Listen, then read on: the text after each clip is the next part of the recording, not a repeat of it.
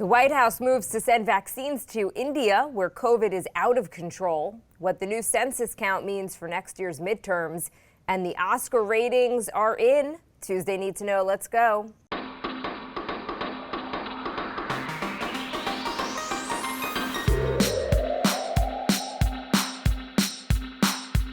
Good morning. This is Cheddar's Need to Know podcast for Tuesday, April 27th. I'm Jill Wagner with Carlo Versano. Carlo Versano, who has a whole new background for anyone who's watching us on YouTube. Yes. Somebody moved. How'd it go? Well, it went, or it's going, I should say. But yes, the Need to Know Brooklyn Bureau has relocated about 10 blocks south of its current location. So yes, things are coming along here. Starting to finally feel a little bit better from that second Pfizer vaccine. Man, that shot is no joke. That thing really put me on my butt yesterday for about 24 hours there. I had a bad fever, really just achy, but I am fully vaxxed. It was obviously worth it, and I would do it again in a heartbeat. But yeah, I mean, I'm glad I took the day off. I'll put it that way. Okay, good. Well, we missed you, and very happy to have you back. And I'm sorry. And thank you to Moshe, and to Baker. And Baker. Yep. Okay, let's get to some news here. U.S. daily case numbers when it comes to coronavirus now back below 60,000 for the first time in a month. Deaths are below 700 a day, even as the pace of vaccinations has now slowed to about 2.7 million a day. Even though Michigan still has more cases per capita than any other state, the situation there is starting to improve from the peak of the spring surge in mid-April. The White House is making plans to share its full inventory of the AstraZeneca vaccine with developing countries, including India, where the virus is completely out of control. Photos from that country show crematoriums taking over parking lots, hospitals in Delhi out of oxygen. They're still averaging more than 300,000 new cases a day. They're actually on a trajectory, Carlo, for about 500,000 cases a day. If you look at a chart of cases for India, it's just vertical at this point. It's just vertical. It looks like a skyscraper. And it's probably undercounted, as you've said. And they're dealing with this double mutant strain, which, that and combined with low vaccination uptake there is just a recipe for disaster.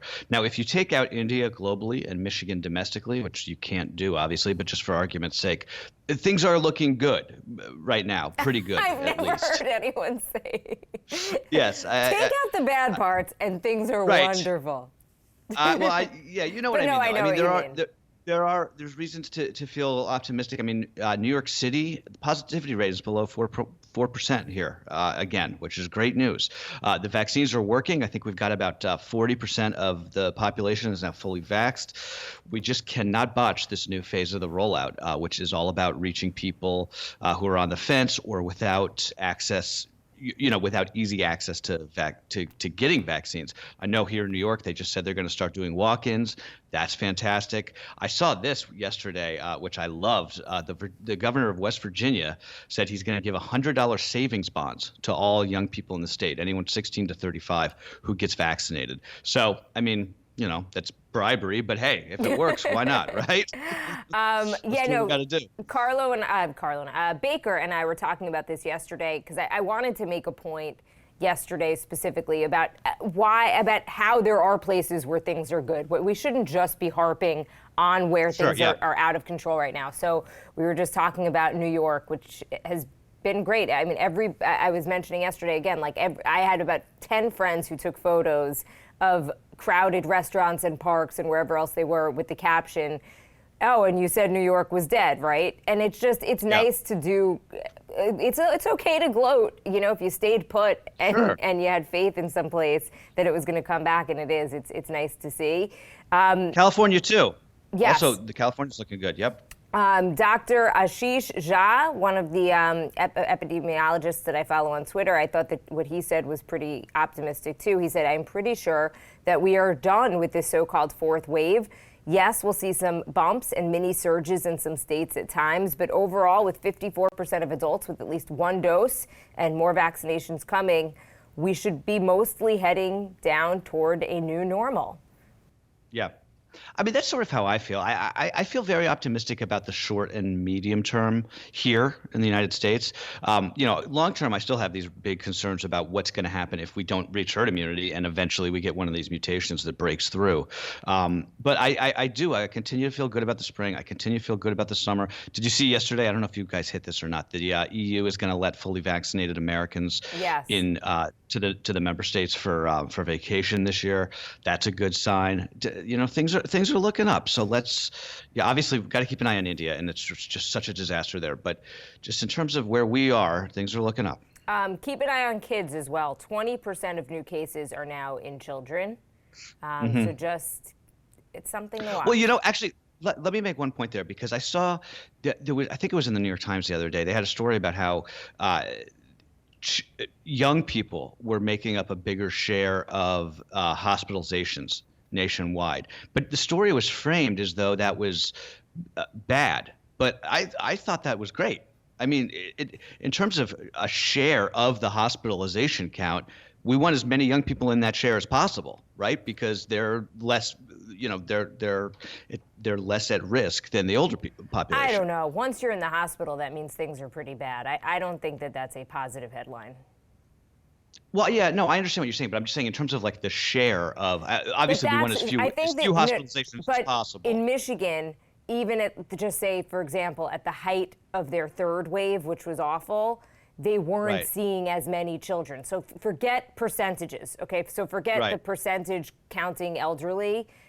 Total number, just counting the number of bodies that are in the hospital, they're seeing a lot more children than they were at any other point in the pandemic. So that's horrible news.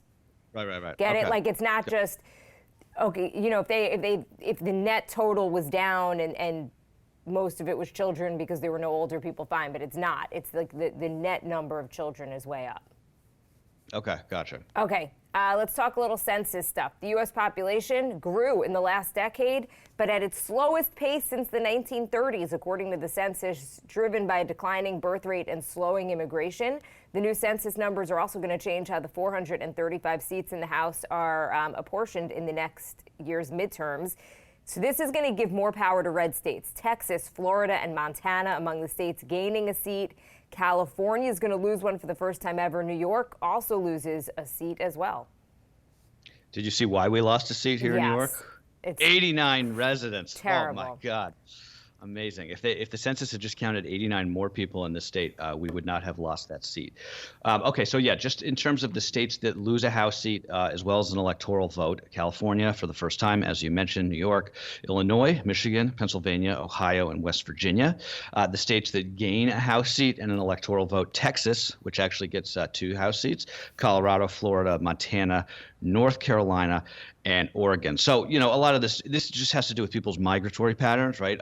High cost, cold weather places to live are sort of out, right? New York has the benefit of being both of those.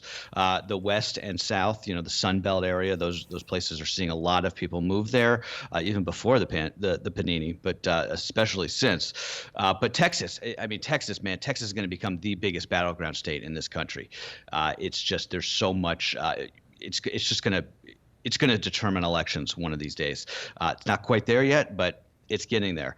The longer term trend about demographics is really interesting, though. It's just, we're starting to look more like Europe or Japan with just sort of this aging population.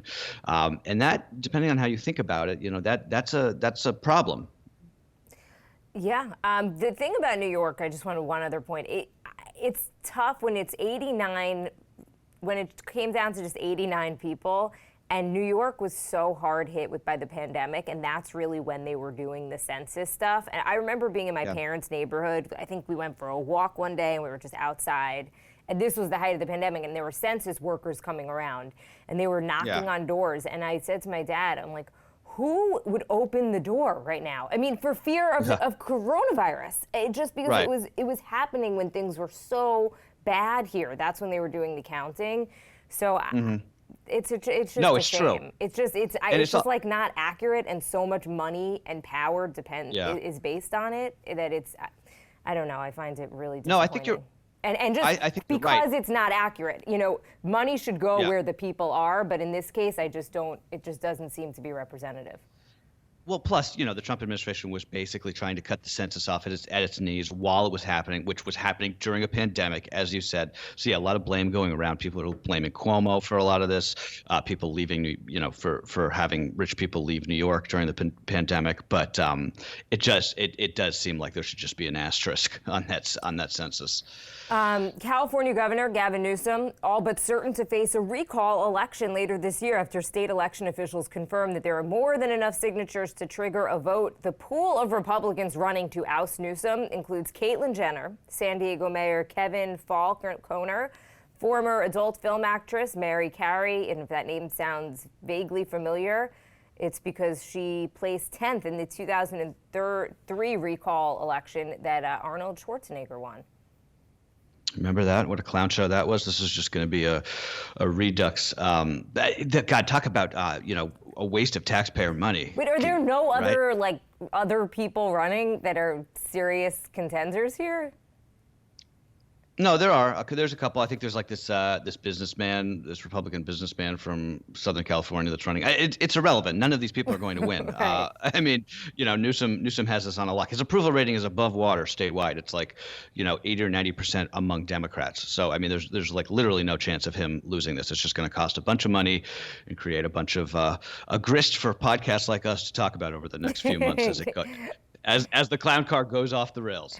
John Kerry, this is a new scandal we want to get on the record with this morning. John Kerry reportedly told Iran's foreign minister about 200 covert Israeli actions against Iranian interests in Syria back when he was serving as Secretary of State during the Obama administration. This is according to leaked audio tapes. On the tapes, Iranian Foreign Minister Mohammad Javad Zarif talks about his, quote, astonishment that Kerry outed top secret Israeli operations directly to the Iranian government as the two sides were negotiating the nuclear deal. So this story was breaking yesterday. I tried to get a handle on it. It was going bananas in conservative media.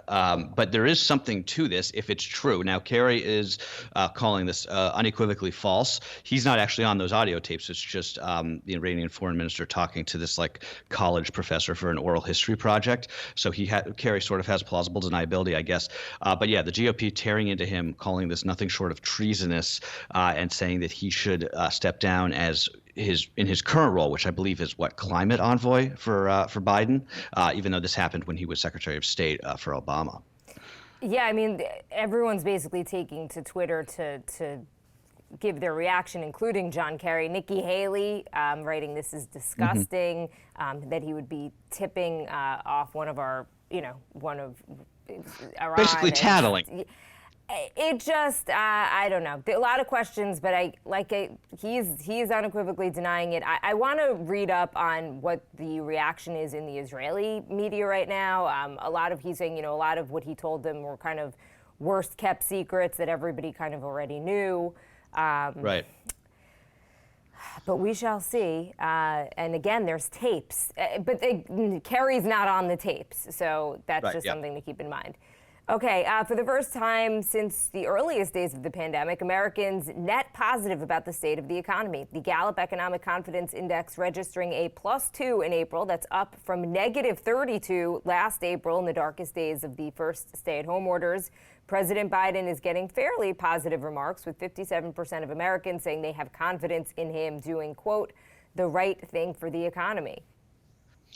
Pretty good numbers in this day and age. Better than President Trump's first-year economic rating. Not as good as Presidents Obama or Bush, who had 71 and 68% approval on the economy in their first year, respectively. So Biden has his first joint address to Congress. That's tomorrow night, I believe, right? Is today Tuesday? Yes. So that's tomorrow night. Yeah. Yeah, so this is basically the State of the Union. But they can't call it that in the first year. Why is that, actually? I don't know. Do we know? So it's one of those weird like congressional things. It's a joint session of Congress address, but it's not a State of the Union. But it's basically a State of the Union. So we'll see what he has to say. Apple has started to roll out its new version of iOS to iPhone and iPad users. While these software updates are often trivial, this is a big one. iOS 14.5 includes a controversial privacy tool called App Tracking Transparency. The feature prompts you whenever an app wants to send your data to a third party. If you say no, the app cannot track you. This is the big one. This is the one that Facebook has been going wild about. I think they put an ad in the newspapers the other day even.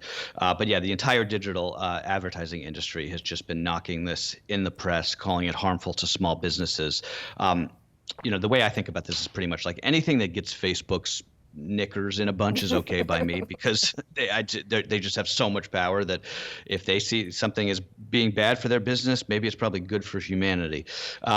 But also in this iOS update, I don't know if this is a big for me, but I don't know if anybody else cares. But there's an update that Siri will now work with Spotify. So that was always a big thing for me. You couldn't use Siri to use anything. You couldn't use Siri to control music if you weren't using Apple Music, like if you're in the car. So now you can do that. So that's good. There's also a bunch of new emojis and all that, but the privacy tool, obviously the big one. So Amazon Alexa triggers Spotify, but I find that it just doesn't work great. So hopefully Apple's None of these things really work that well. Yeah. If you're not in your ecosystem, I just find that things go awry. Well, I don't usually use the voiced stuff, although I have to say that in our car, it has the, what do you call it, Apple CarPlay. So it actually is helpful in the car because you don't have to use your phone. You can just be like, hey, Siri, call Jill. And then it'll be like, calling Joe. And be like, no, call Jill. It's funny how many people always mistake me for Joe or even Michelle, weirdly. Michelle. I'm like, this is the easiest, most boring name on the planet. And then I just go Jack and Jill, and they're like, oh, okay, great. Yeah, no, Siri thinks that Becky is Betsy, somebody who I went to college with, who I still have in my phone. Like, no, maybe it's the woman who I live with, not the person who I haven't spoken to in 15 years. But and it's like, don't you know this? Haven't you been spying on us for years and monitoring our every move? The preliminary ratings for the Oscars are in, and guess what? They are terrible. Fewer than 10 million people tuned into the Oscars telecast on Sunday. That is a 58% drop from last year's ceremony. And by the way, last year itself was a record low. In the demo, the plunge was even steeper, 64%. Compare that to the show's peak in 1998. Nearly 60 million people watched when Titanic won Best Picture. Oh, the good old days. My favorite movie. Did you know that about me? Titanic? Yeah. No. Oh, Carlo. Yeah, it is. Truly. And I'll defend that movie till the day I die. Okay, well, look, I know that you and Baker discussed all this yesterday, so I don't want to retread it. But so I guess the big takeaway from the Oscars was this mess up at the end, right? Where they were giving Best Actor out as the last statue because the idea was Chadwick Boseman was a lock to win it, so he was going to, like, his widow was going to accept on his behalf, sort of put a cap on the show, and then they ended up giving it to Anthony Hopkins, who wasn't there for his role in The Father. He slept through the whole thing because they wouldn't let him accept via Zoom. Anyway, Hopkins put out a video yesterday. That. Wait, hold on really quickly. Somebody had written in, Baker accidentally said that Anthony Hopkins did accept it via Zoom, and someone said, no, that's not correct. It was just this awkward, weird thing. So thank you for clearing that up. Yeah. So anyway, I mean, I watched a little bit of it while we were unpacking. I found the whole thing fairly boring, although I have to say that I did appreciate that they were at least trying something new. But, a lot of people have just been writing sort of Hollywood's obit lately, and these ratings numbers are going to juice that take. I don't know if you saw Maureen Dowd in the Sunday Times, but she was basically like, the old days of Hollywood are over. It's done. Put a cap in it. I think of more of it, like we said earlier about the census. It's everything in the last year has put an asterisk on it. Like, you can't extrapolate too much from what happened during COVID. It's just, everything's just been too weird, right? I think that I've said it before. Moshe and I discussed it, and I think Baker and I discussed it. I tend to think that along the lines of what Maureen Dowd was saying, younger people now worship social media influencers and social media stars, not as much an A-list celebrity. And so why would you tune in to a show based around these actors and actresses when you could just on your phone get a real life peek. I think that there's something to it. I don't want to get slammed for this, but it was really political. It was so overly political. And however you feel about the current situation, some people don't want that when they tune into an award show. We've all been following the Derek Chauvin trial and everything else that's going on with social justice issues. I had a couple people message me separately and say, like, I'm all for police reform, and like I'm in favor of what they're saying. I just don't want to watch it here on a Sunday night, and I'm turning it off. And again, this isn't like a shut up and act or whatever the whole thing. I'm not saying that, and I really don't want the hate mail, but if you want to use it as a platform to be political, other people have a right to say, you know what? It's not what I signed up for. I read the newspaper, I listen to podcasts, I get the news. I just kind of I don't want 8 actors and actresses who make millions of dollars a year lecturing to me about this right now. It's like Sunday night and I'm tired. Again, I'm not saying that. I don't want hate mail. Everybody has the right to use their platform however they want. But if you want to talk about why the ratings are down, I just don't think you can dismiss that. I think that's a good point, Jill. I think that another part of it is, and this is another point that Maureen Dowd made, is just, everything was so dour this year, just in terms of the movies, right? Like we need some movies back that are something between sort of depressing art house films and superhero movies. Like, give me something in that sweet spot that's like a good old fashioned crime drama or something with an old actor coming back for his last hurrah. I don't know. I think that a lot of the content has a lot to do with it. If nobody has seen the movies, why would you tune in to the award show, praising them, right? Like Netflix and I guess Amazon Prime, they're taking over that role that the big Hollywood studios once did of putting dramas and great romantic comedies together. They're just not quite as good. I've watched a bunch of movies on Netflix. They're always fine, but they're not Pretty Woman they're not the classics. Even the Coming to America 2, which was fine. It wasn't like we talked about Coming to America, the original, which was awesome. No, we've talked about this. It's McDonald's. It just goes right through you. You watch it. You keep yourself watching for a couple hours, and then you never think about these movies again. Netflix has a whole other problem, which we can talk about at a different time, which is that it's basically turned into like Skinamax. I don't know if you looked at any of the movies that they like. Okay, we'll talk about that another day. Yes, table that. It is getting late, Carlo. We missed you. So good to have you back. Good to be back, Jill. Thanks for holding down the fort. Okay, that's what you need to know for Tuesday, April 27th.